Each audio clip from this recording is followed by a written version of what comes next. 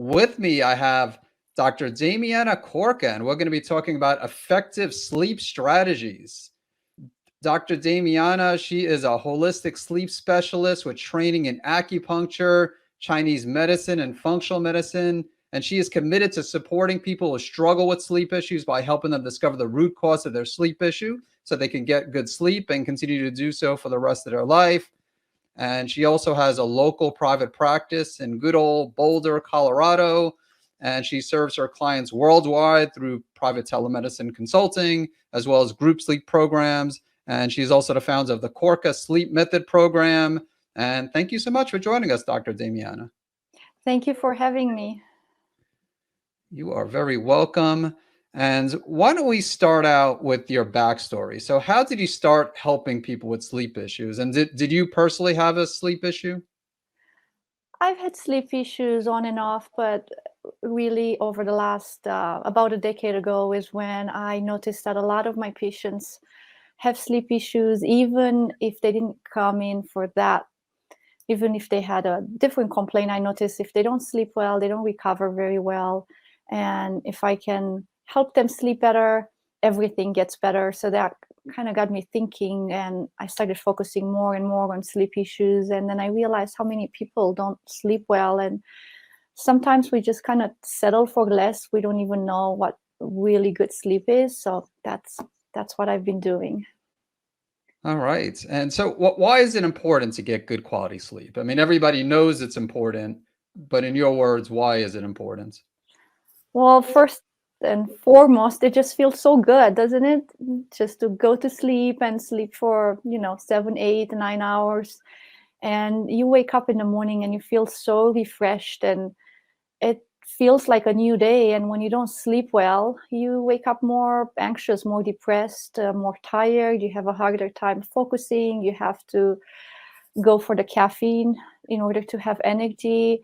And then it has, it's been correlating with bigger issues like increased risk of dementia and many other problems that I sometimes don't want to even talk about, because a lot of the people that I work with, they want to sleep, they just can't, as opposed to the people that kind of just push themselves and choose not to sleep. Yeah, there's, of course, there are some people that, that would love to get sleep and they just can't fall asleep, or they wake up in the middle of the night. But then there are those people who intentionally stay up late, Right. and neglect their sleep.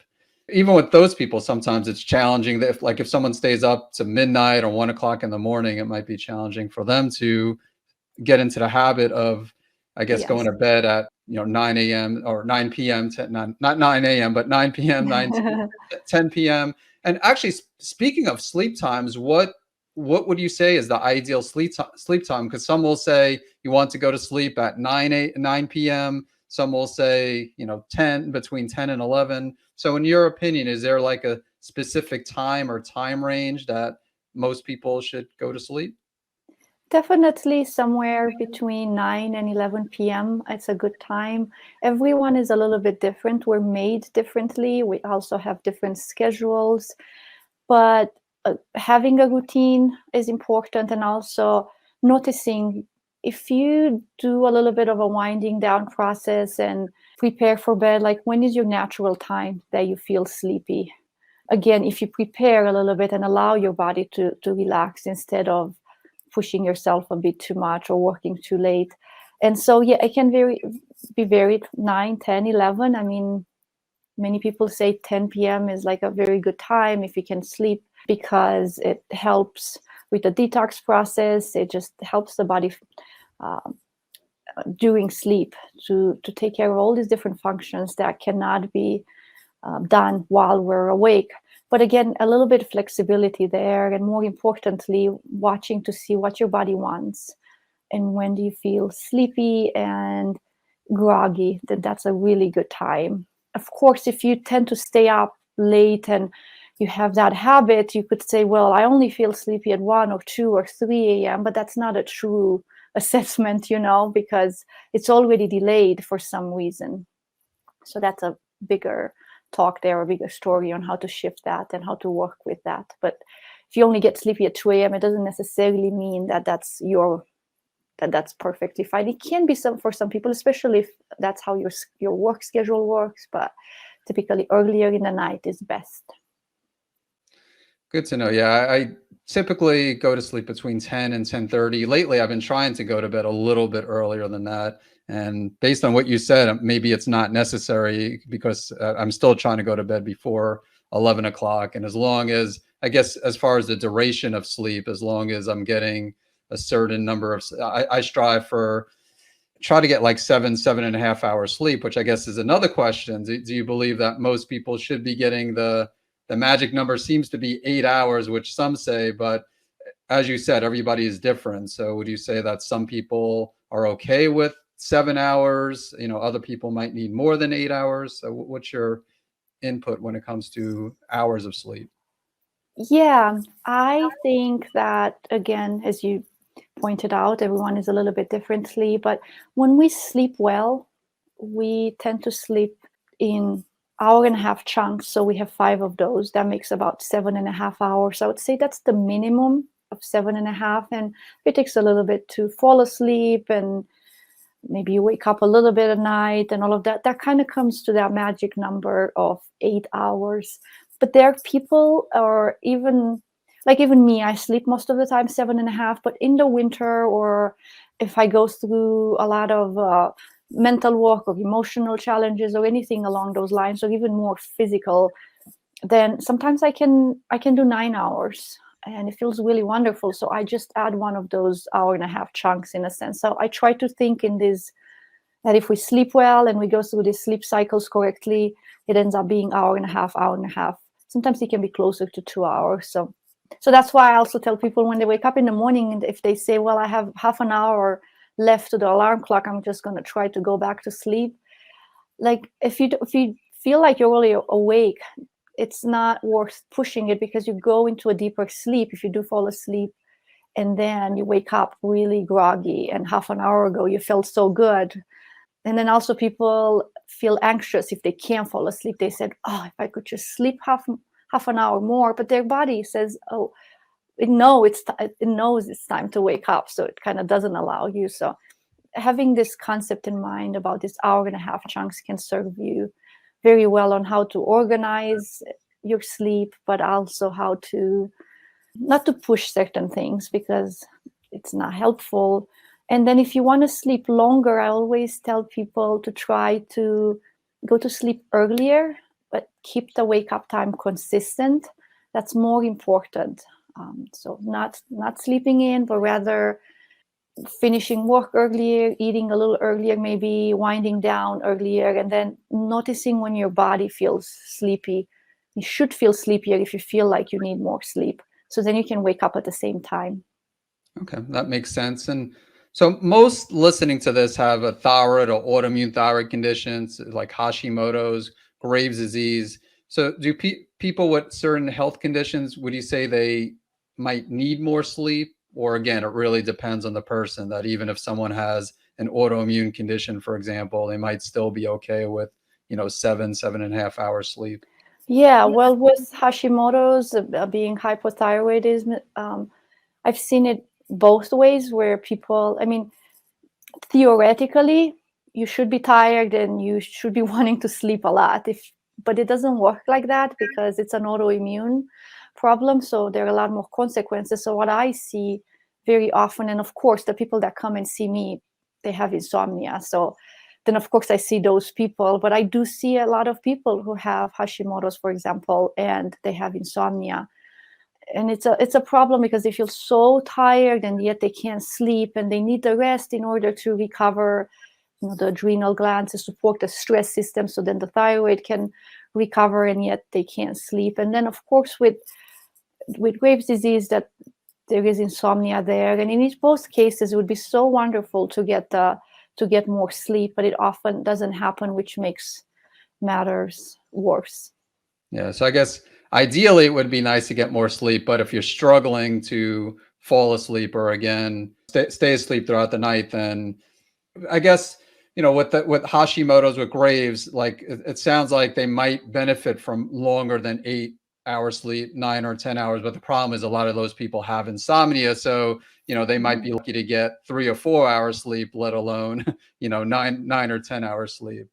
And Exactly. Yeah. And as you know, in these cases, we can only do so many changes in outside habits. Is more figuring out, working with the autoimmune issue. So looking at the root cause and why exactly this is happening. So then the sleep gets better. And that is the deeper work. I know a lot of people sometimes get frustrated when they do all the right things and have the perfect bedtime routine, and maybe you already avoid caffeine and this and that and the other thing, and yet you can't sleep. And that's because sleep is connected with so much, including these autoimmune issues and the thyroid. And so it takes longer, and these good habits that perhaps you already have, they're helpful. It's just additional layers are needed, and it can take a little longer, but definitely can get to that place where you can sleep. So then that in itself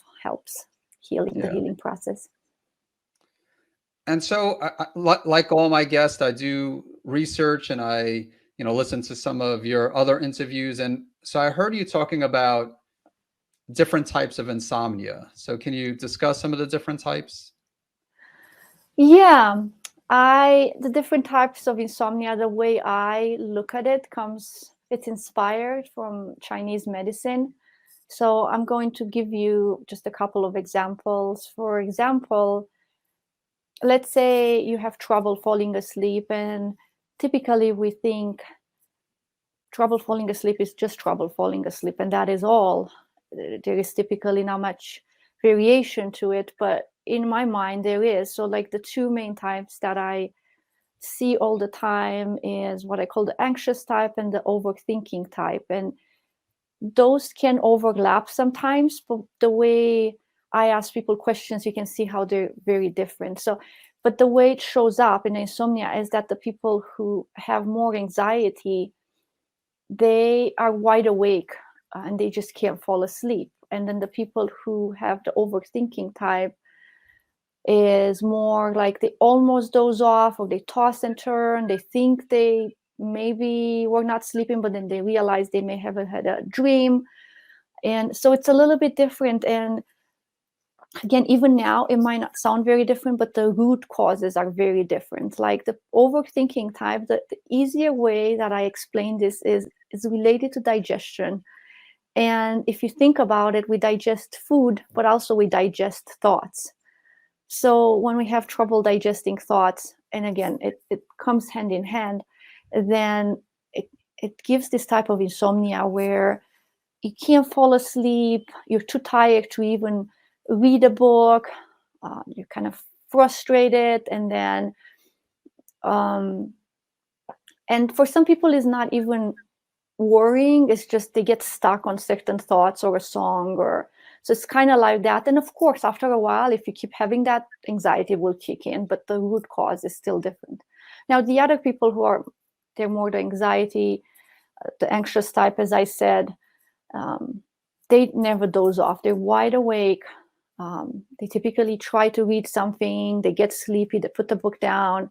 And then as soon as they turn off the light, they're wide awake again. And that can happen for a few hours sometimes, or even just an hour. So there is this subtle differences that shows us different things. So the overthinking type, it leads more to digestion issues. And then the anxious type is more related to just a very stressed, dysregulated nervous system that more than anything, it points out to cortisol issues and adrenal glands issues, and it can go into hormones, it can go into the thyroid, but that's, I don't know ask me, does that make sense to you, what I just explained here, or do you have any more questions that I can clarify this?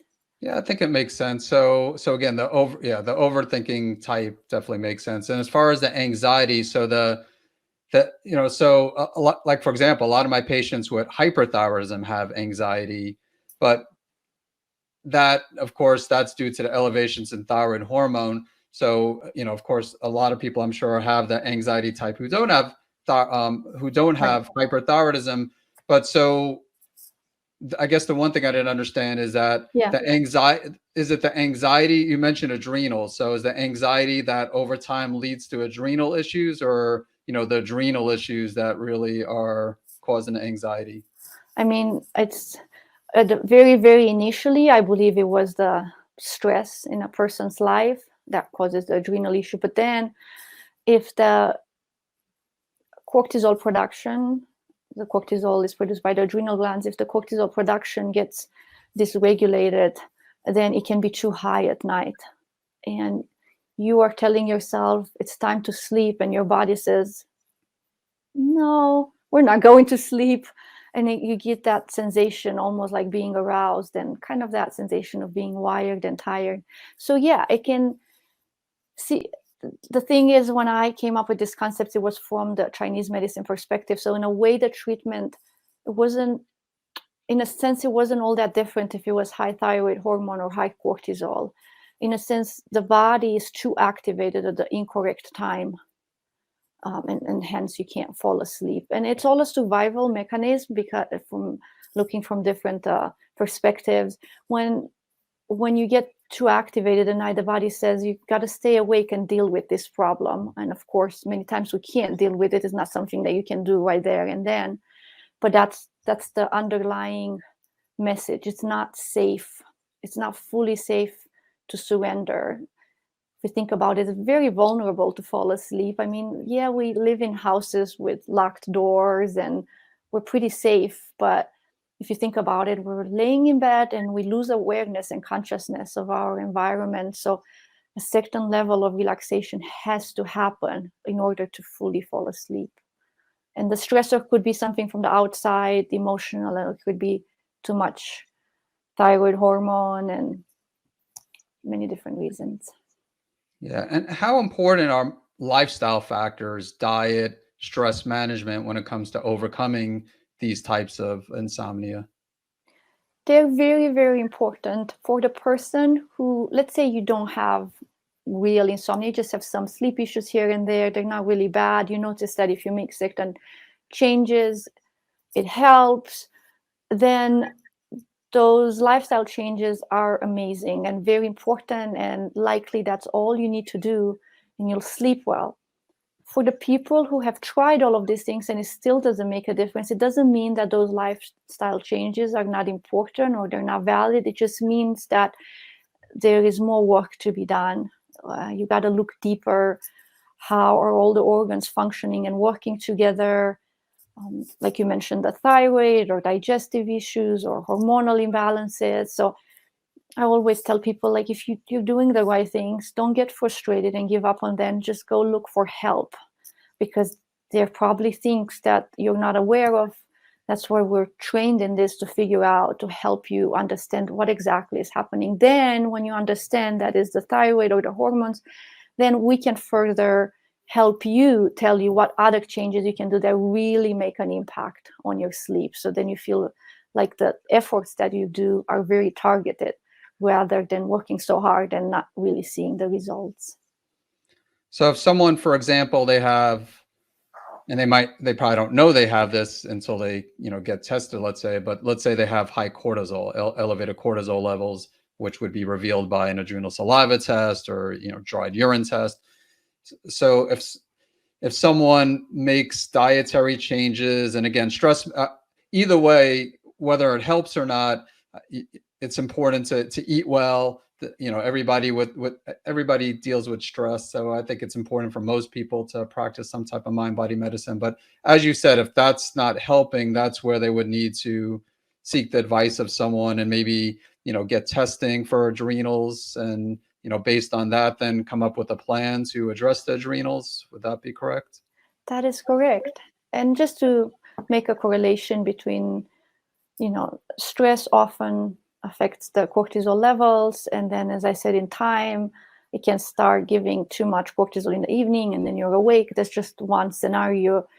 But the food, the correlation with food, let's say you eat more carbs, a little too much sugar, there is a very close relationship between cortisol and sugar. So you, by eating healthier and eating balanced meals that have plenty of protein and healthy fat and less carbs, then it keeps the blood sugar in balance, which again is very, very closely related to the cortisol, and that helps you heal in time.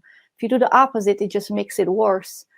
And I know how it is sometimes if you're sleep deprived and you have blood sugar falls, and it's the brain says, give me food and give it to me quick, and give it to me in the form that gets absorbed the fastest way, and that's usually going for sugar, like a cookie or something like that. So once you get into that pattern, then it just makes things matter. But if you get into that stable place where you eat 3 times a day, I'm a big proponent when we go through a lot of stress, when we don't sleep, to eat 3 times a day rather than not, because they can really support your body, so you don't get into this stress mechanisms that just makes things worse generally. Yeah, and if someone eats too late, that could also cause sleep issues. So do you recommend for most people to stop eating at like 6 o'clock or 7 o'clock? Yeah, definitely 6, 7 o'clock would be great, or about 3 hours at least before going to sleep. And there are a couple of different reasons for that. First, you just want to digest your food, so then your body can shift its resources to falling asleep. And we think about this concept of falling asleep as I'm falling asleep as if it's a passive concept, but it's not. So when we fall asleep, actually it takes a fair amount of energy to fall asleep and stay asleep. In fact, it takes about the same amount of energy as for the brain as when we're awake. It's just different. Doesn't feel like that to us. So anyways, you want to eat the food, digest the food, have plenty of time, so a few hours before you go to bed. And then the other thing is, if you eat too late and there is some blood sugar imbalances, it can either prevent you from falling asleep or it can wake you up, depending on how close you ate that meal and when you went to bed. It can create a bunch of problems there, and it's a little bit of a complex mechanism why that exactly happens, but it's very much so correlated and very closely related, and so that's why it's so important. All right. Well, thanks for sharing that. And like to now talk about supplements. What are, I don't know if you recommend supplements at all for sleep, but if so, what are some of your favorite supplements and herbs that can help with sleep? And, love to get your thoughts on melatonin as well as CBD. Sure. Yeah. I do use supplements in my practice, and this is always a tricky question because I never give supplements. It has to be to an individual person, depending on their individual problem or depending on tests. But you mentioned melatonin. I get that question a lot because a lot of people try it and they ask me, is it bad that I take it? Should I not take it? What does it mean? And I would say, in my experience, it's generally safe. People tend to take too much of it in general for sleep purposes. Our bodies only make about 0.5 milligram of melatonin. We make the most melatonin as teenagers. It can, at its highest point, it can be at 0.9. So when people take 5 and 10, I don't know if it's necessarily doing much more than if they took 1 milligram or 3 milligrams. Of course, melatonin has other benefits, anti-inflammatory, and so some people take even higher dosages for different reasons. But to support the sleep, smaller dosages is plenty. Again, up to 3 milligrams if it's to be helpful. And I especially recommend it when people travel and they try to travel across many time zones and they try to get into this new time zone. It can be helpful to support the body, to give it the message that we're on a different planet or on a different part of the planet, because it does feel to the body very jarring and very disturbing to travel many time zones so fast. And as far as CBD, I also typically don't recommend it to my patients, just because we're trying to figure out why exactly they're not sleeping and try to solve the sleep issues at its root. But if they need something along the way because it takes a while to heal these sleep issues, and it helps with anxiety, then it can be super helpful. And a lot of my patients already take that when they come in. They already know about it, but it can be helpful. And also there is a different extract, it's called CBN. So doing a combination of CBD and CBN is supposed to be more helpful for sleep issues.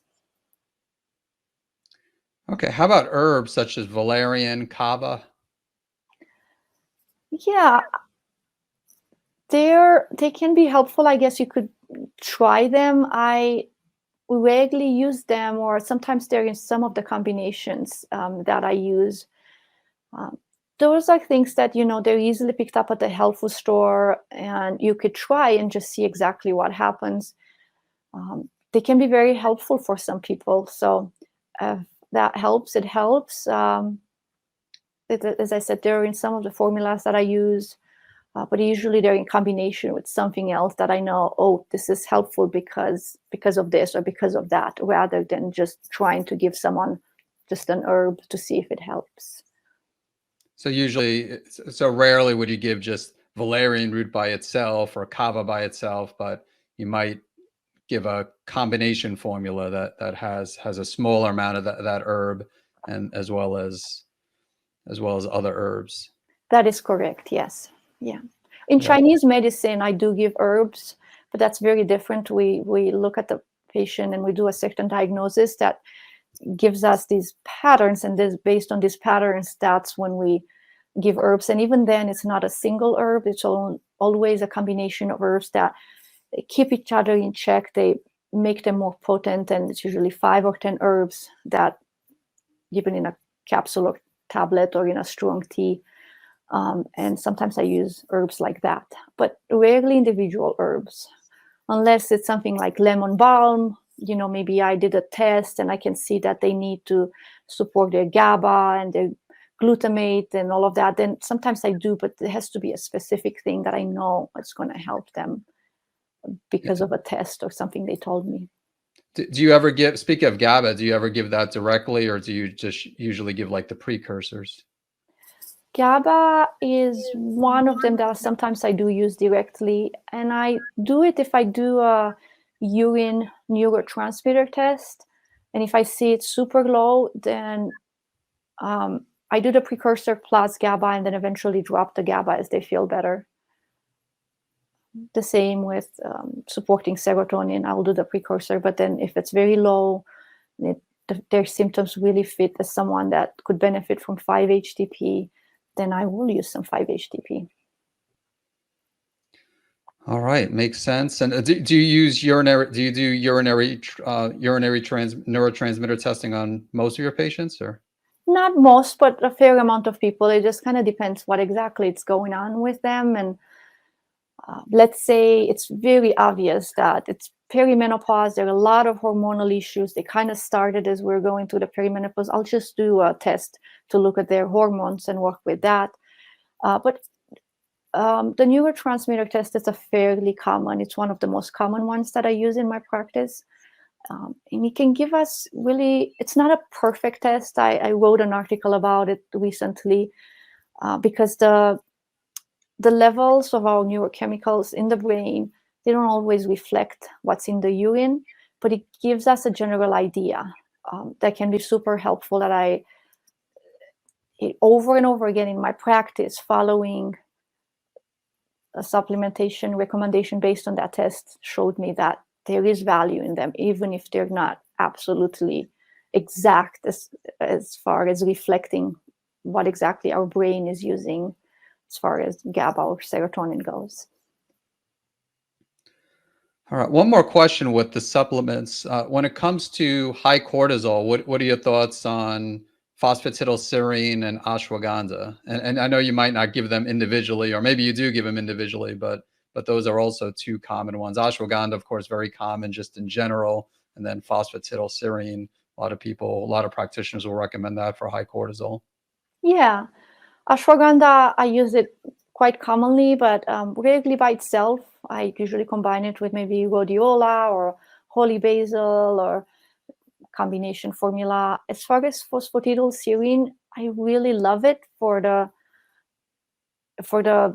right person, as I never recommend it, or very rarely just give it to people. I want to see the test, because it's very good if you have high cortisol in the evening at night, but also I want to see what's the total, like how much cortisol is your adrenal glands, how much of it is producing overall, so I don't give too much, because it can backfire, it can cause more insomnia. So it's very helpful, very useful if we know exactly how much and when exactly the person needs it and for how long. That's another one that it's, if you're working holistically, you don't have to take a phosphatidylserine for a long time. You shouldn't have to need it more than a couple of months, I would say, generally. So yeah, they're wonderful, wonderful products. Yeah, and I agree about the testing, especially with the phosphatidylserine. I wouldn't recommend the phosphatidylserine unless I know someone has high cortisol levels. So Yeah. we're both on the same page with that. And when it comes to melatonin, do you have any strategies to increase melatonin naturally without taking melatonin?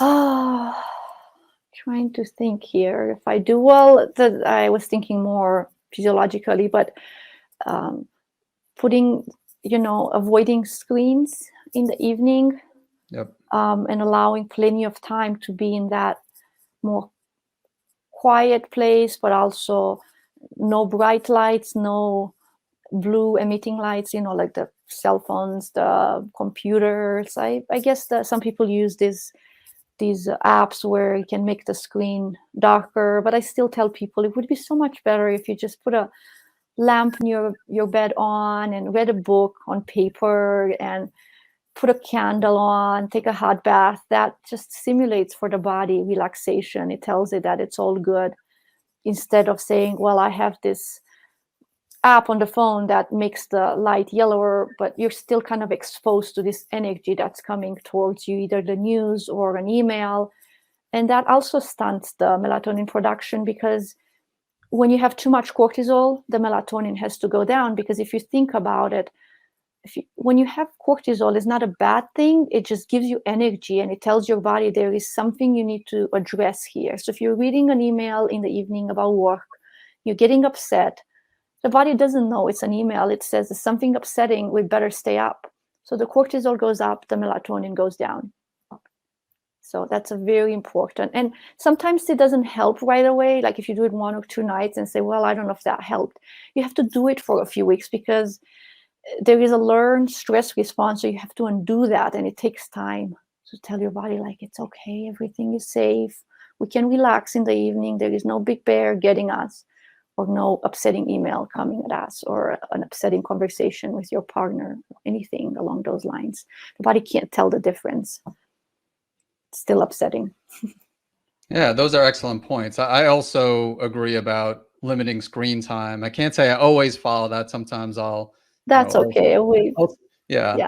but I have been trying more lately. And again, you bring up a good point about not just being exposed to, the blue light, but then also if you come across something disturbing, whether it's an email or whether you're reading an article or something that raises cortisol. So that's another good reason to maybe just at least an hour, if not a couple of hours before going to bed, to turn off all electronics and maybe read a book, a physical book, and not a Kindle book, Yeah. and just do other things like we did many years ago when we didn't have the smartphones and all these other devices that we handily could bring in our bed. And so yeah, thanks for sharing that. And Kindles are not that bad these days. I find them that they're okay. It's more like when people read on their iPad, and it's so tempting to just flip over and go online. I don't think you can do that with Kindles, right? I don't even know. I haven't owned a Kindle in a long time, so I don't know if you can go online and scroll the internet. But I know sometimes I read on my iPad, and I can watch my mind just saying, oh, maybe I'll check the email one more time. I'm like, don't do it, don't do it, don't do it, because why? It's like, it can wait until the morning. But there is a certain addiction sometimes, that novelty looking for novelty. It gives us dopamine and we feel satisfied, and just it's not helpful though in the evening, for sure.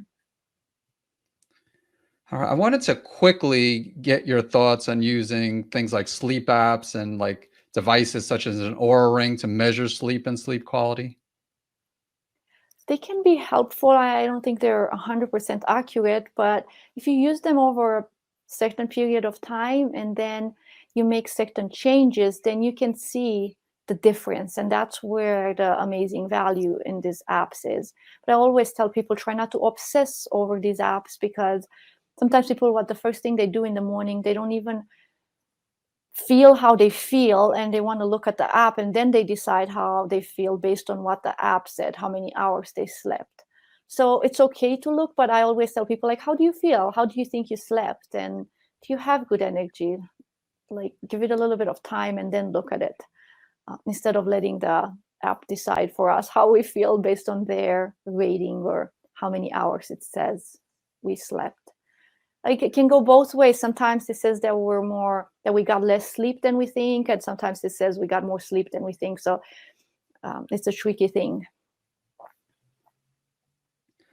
All right. Well, thanks for sharing that. And when should someone consider working with a sleep specialist such as yourself?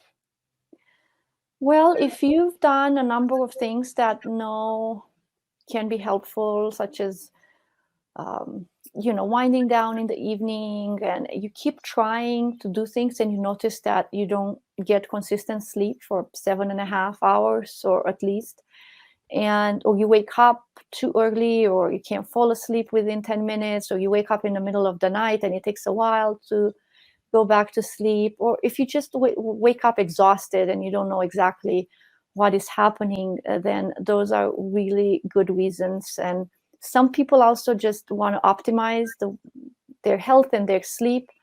And even if it's not a big problem, it can still be very beneficial, because as we talked at the beginning, sleep is so important for so many different reasons. And the most common one that I hear over and over from people is the fear of developing dementia. And I know that firsthand. My dad had Alzheimer's when he was, from 61 to 65, and then he passed away. And it's very difficult to watch, and it was very difficult for him.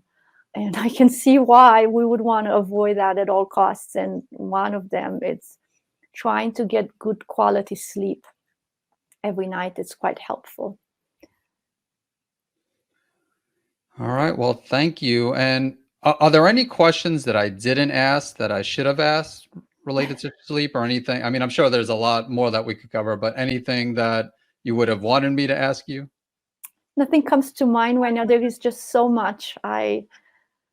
When I do these interviews, I always think like I could just talk for hours and hours and hours. That's why I've written a book. It's coming out hopefully by the end of this year, because I just wanted to have everything organized and educate and show people why we don't sleep and how we can get better sleep. So nothing comes to mind, except I do have a free gift for for the people who are watching, or listeners, where I kind of cover.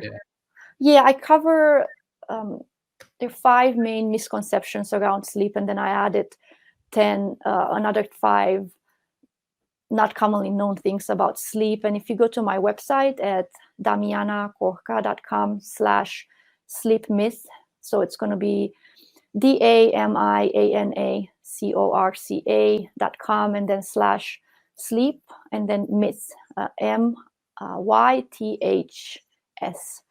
And you can download that guide for free. And I think it will give a little bit more information about just various things. Like I talk about caffeine and about, it sounds silly, but some people still think like, is milk good for me or not? And I talk a little bit about that, and like 8 other things that are quite helpful. And that would be a good place to start working with the sleep, because it kind of points out the main things that we can do around sleep to make a change. And then if those are not enough, then like you mentioned before, working with someone like me, it's truly advised.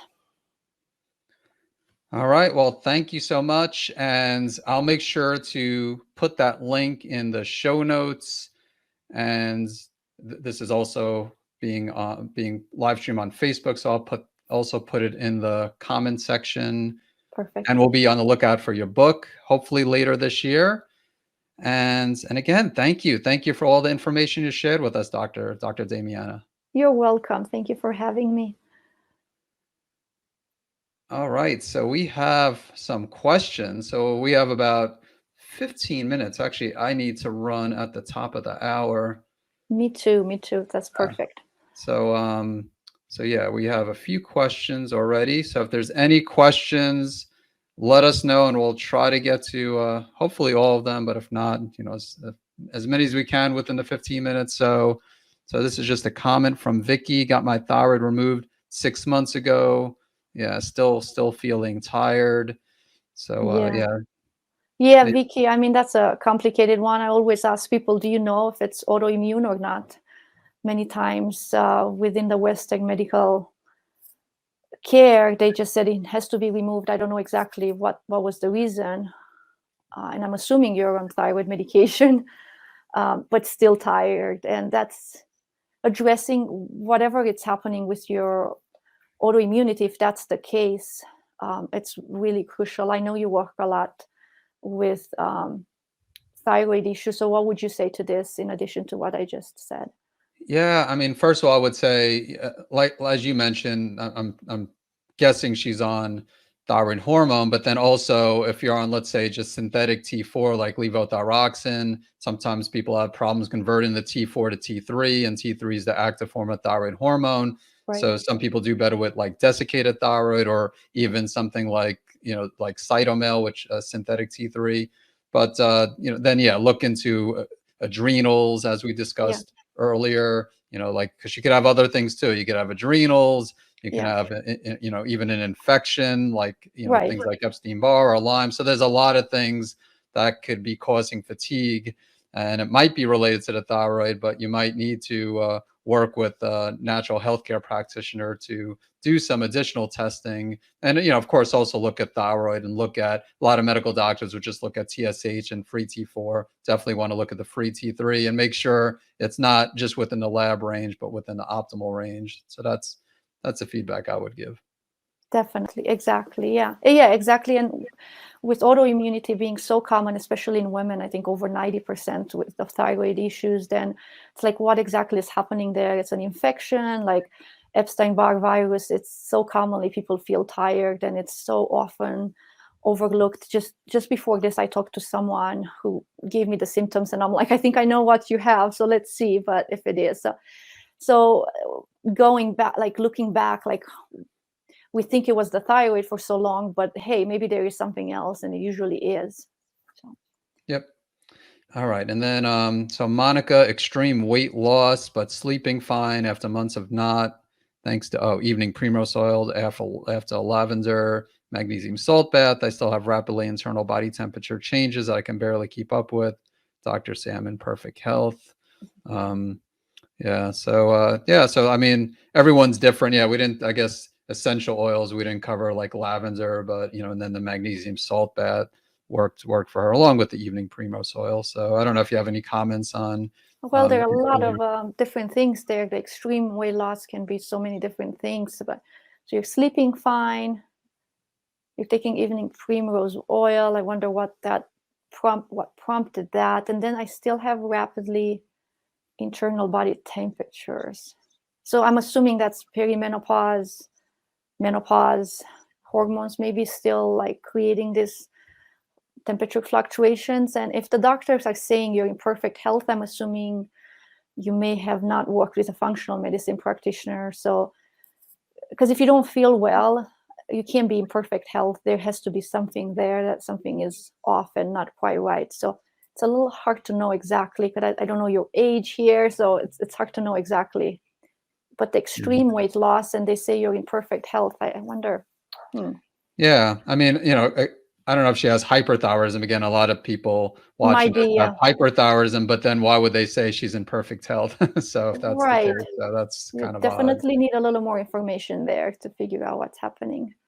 Yeah, I agree. And then Leanne here, people that have anxiety with hypothyroidism as well. Yes, I agree. So I pointed out hyperthyroidism just because It's very common, with my hyperthyroid patients to have anxiety. But yeah, definitely, anybody could have anxiety, not just people with hyperthyroidism. So That is definitely true, and I don't know why exactly, but the large majority of my patients have hypothyroidism and have insomnia. You think it would be the other way around, but it's not. And definitely anxiety is top of the list for sure. yeah, how important is the gut when it comes to anxiety? People think about the brain, but most of the neurotransmitters are in the gut. So do you? Very important, but not for everyone. It's interesting how everyone is very different. But yeah, 90 something percent of the serotonin is produced in the gut, and serotonin is so important for in order for you to feel calm and soothed. And it's the gut is super, super important. So I look at that very often, and many people have troubles that they're not even aware. They say, well, I have this a little bit, this a little bit, but I'm okay. But when you look deeper, you realize they're not okay, and things can improve, and then the anxiety gets better and the sleep issue gets better. All right, thanks for that. And let's see, Monica with another question. Do any of us have a common thread history resulting in an overburdened nervous system? Any unresolved issues causing stress or fear? I don't know if that's a question for us or just. I think she's saying maybe trauma is that overburdened nervous system. I would assume. Yeah. And a lot of us have trauma, unfortunately, and it can come up. Also, like let's say you've had trauma, you think you worked on it, it's getting better, and then the hormones are changing. Because I think earlier you mentioned the temperature fluctuations. That has a lot of effects in the body, and the trauma and overburdened nervous system can come up more and more. And also the last couple of years have been hard for a lot of people and different. So I get it. The stress and the fear can surface, and yeah, there are different ways to work with that for sure. And something that you can do is just these wonderful apps. Like I like Insight Timer. It's a free app, and there are others out there, but they have lots and lots of meditation. So I always tell people when they feel fear is to not run away from it, but to take a little bit of time and maybe listen to a meditation and feel your body, feel what you're feeling. We typically try to push it away because it tends to be too much. Of course, if it's too much, you want to have a therapist support you, because sometimes it can be too much to even think about it, too much to bear. All right, just Monica with a few comments here. Need right on the food quickly. Right on needing food ASAP. And then what would prevent melatonin from working? So it sounds like, I guess she taking melatonin and it's keeping her up rather than helping with sleep? Yeah, I've heard that. It's very rare. I think that's what she's saying there, that she takes, I think Monica's saying she's taking melatonin and it keeps her up. Yeah, that's what it I sounds would like. have to, I wonder if, is it just not working for you, or is you've noticed that when you take it, it keeps you up even more? That would be the first question. You know what I mean? Because it could be that it's just not working. It's Yeah. not doing anything else. As far as what would make you keep you up, I am not sure. I have had a couple of people that we thought maybe they reacted to, it wasn't just melatonin in the pill they took or in the liquid they took, and maybe they're reacting negatively to some kind of other inactive ingredient in the formula, in the melatonin. So it could be something like that. Other than that, I'm not sure. Yeah, I'm not sure either. I mean, everybody's different. Like for most people, magnesium, if anything, will help with sleep. But I've had a couple of people over the years where they say they take magnesium and it actually has the opposite effect. And I have no idea why that is, but Yeah. maybe the same thing. It's just one of those things where small percentage of people that take melatonin keeps them up, but I'm Yeah. not sure of the mechanism. So, and it sounds like you're Yeah. not either. So, I would just listen to your body. If it's definitely, if it's keeping you up, and if you're taking a small dose, again, not that I would expect a high dose to keep you up, but if, like Dr. Damiana said, if you're taking like 1 milligram or a half a milligram and it's still having that effect, then yeah, just listen to your body and don't take it. Yeah. Okay, so let's see. So Rob has Hashimoto's, tried Synthroid, didn't work. Tried desiccated thyroid, got better results, but not ideal. I'm on 120 milligrams of the desiccated thyroid with sometimes 2.5 micrograms of T3 in the afternoon. Work with a functional medicine doctor addressing adrenals, reverse T3, and sex hormones, but nothing is out of range. Issue is not losing belly fat. Could it be pituitary, hypothalamus issue? And yeah, it definitely could be like adrenals. But I'll let you answer this if you like. Yeah. So Rob, I think the first thing that came to mind, and I don't have enough information. One of the things that have been really helpful for people to lose the belly fat sometimes, especially because you've addressed so many different things, is look at the blood sugar. I don't know if there is any sign that your blood sugar might be imbalanced, but I like to use these blood glucose monitors for a month to really optimize your diet and make sure you're not having blood sugar fluctuations, because that, in combination with stressors, and even if I see the adrenals were addressed, but it's not like it's the done deal and then it's fine. It's kind of an ongoing thing. So I think that could be something that you can experiment. So you use this monitor for a month. It goes into your arm and it monitors your blood sugar every like 2 minutes. So then when you eat food, it goes up, and it's normal that it goes up for a little bit, but how much? That's a different question. And that monitor can really help you optimize your diet. If possibly, I would ask you more questions if I had you in front of me to see if that's a place to go to. But that comes to mind. That's been really helpful for some of my patients. And other than that, I would need more information. Yeah. How about, HPA axis dysregulation? Like, again, just high cortisol. Would that also It could be, but she said working with functional medicine doctor and address the address adrenals. Okay, yeah. Or address I'm adrenals, assuming yeah. it's not a big, I mean, it might still be a little bit of a problem, but not a big deal. Yep. And so you could do that blood glucose monitor. I like NutriSense.com or NutriSense.io. They have also support. That's a good company to try that monitor. And they have a nutritionist support, I think, for a couple of weeks. And then sometimes intermittent fasting can be helpful. So those are a couple of ideas. I mean, just even, a lot of times just even inflammation, just like from other sources can make it very difficult to lose weight.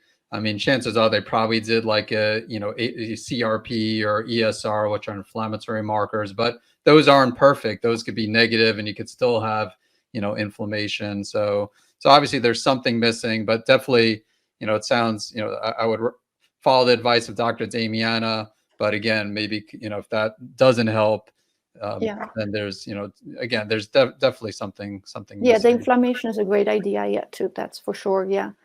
And it can come from different places. It can be varied. So yeah, if there is any sign, for sure. All right, this might be the last question. This actually, Rob just said thank you. You are welcome, Rob. And so again, I think this will be the last question because we're close to 3. So I watched an episode with you where you don't recommend swimming in the ocean for people with hyperthyroidism, which I don't remember that, but is it because of iodine in the ocean? Can swimming in the ocean for an extended period of time for someone who's never been to the ocean trigger hyperthyroidism?